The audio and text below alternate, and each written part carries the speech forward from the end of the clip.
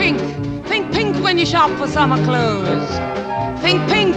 Think pink if you want that kelp that shows. Red is dead, blue is through, green's obscene, brown's taboo, and there is not the slightest excuse for plum abuse or chartreuse. Think pink. G'day, gorgeous. So I thought I might talk to you today about that really evil thing we call money. In my book, Define Your Inner Diva, I have a whole chapter on finances, and I was talking to a financial advisor the other day, and she's reading my book, and I'm kind of like, oh, when you get to the chapter on finances, it's probably not really the sort of stuff that you think is, important, because it's written from a personal experience rather than, any professional kind of opinion. But she came back to me and she said, actually, what you say in there is really sage advice. And I'm like, oh, good, because one of the things that I talk about in the book is about if you want to go into a new relationship, a lot of times what happens with women is that if we've had a hard fought battle in the family court or something like that, and you feel like it's been quite difficult for you to get security within your own financial situation, you often get a bit scared about going into a new relationship for fear that battle that you've just had to try and make sure that you can secure all of your financial stuff for yourself and potentially children is you don't want to be in a situation where you have to fight for that again, right? And so a lot of people get a little bit awkward about, they don't want to talk about financial agreements in new relationships because it feels like it's not the right thing to do, like somehow we just love each other, it should just all get itself sorted out. But there are some really practical reasons about why you need to actually agree on a financial agreement when you're going into a new relationship, and especially if you've got children to a previous relationship and you're not necessarily likely to have more children together. So for a lot of us, in our 40s and above, if we're going into another relationship, the likelihood that we have more children, not really relevant.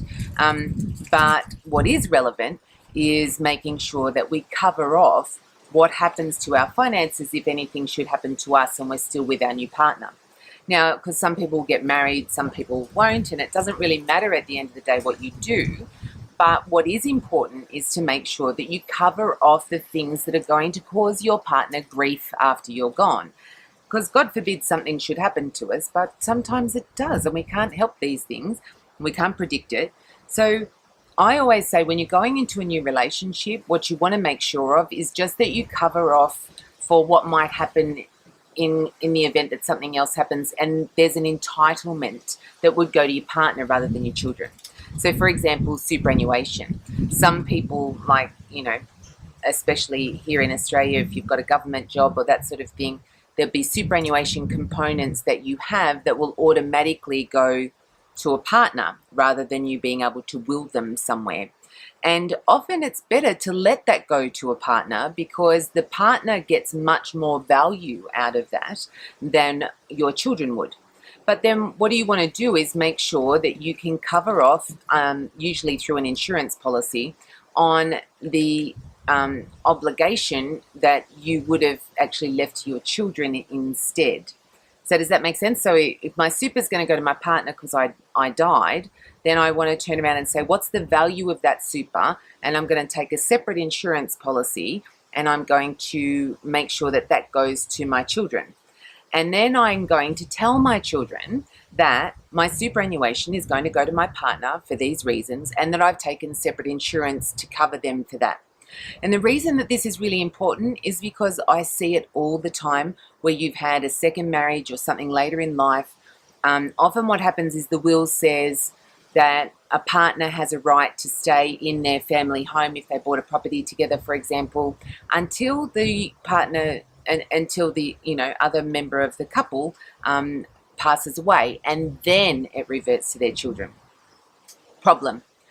A lot of angst is created within families. You already know when people pass away and there is estate stuff that's going on, it gets really complicated. Everybody's got their own opinion about who should get what, and it's terrible to stop and think about us in terms of dollars and cents, but in reality, it's just easier if we can manage the emotional upheaval a little bit better by making sure that we sort some of the financial issues out ourselves before we go.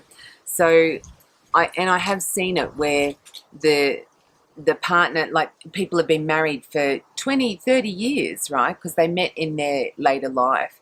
There's been children on one side but not on the other potentially. And the children when the parent dies, the children expect that they're going to get their inheritance.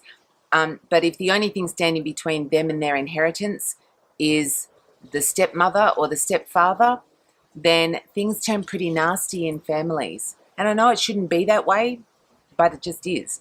So the easiest way for us to be able to manage that expectation is just to take a separate insurance policy that says this is for this purpose, and when I go, the whole house is going to actually go to my wife or my husband or my domestic partner, whatever you want to call them.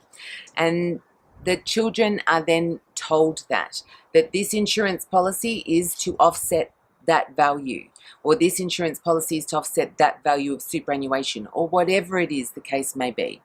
And you just take that sort of insurance on your way through the relationship. So if you do buy a house together, that is one of the things that you just need to cover off on. So I'll take insurance in case something happens to my partner that covers me so that I can pay out his children, or the other way around. Okay, so it's just trying to have a look at what are your assets, how do you want to deal with them in the future, but not just about, if you should separate, but what happens if something actually happens to your partner while you're still together, but you have children that are not actually mutually yours. All right, I hope that was helpful.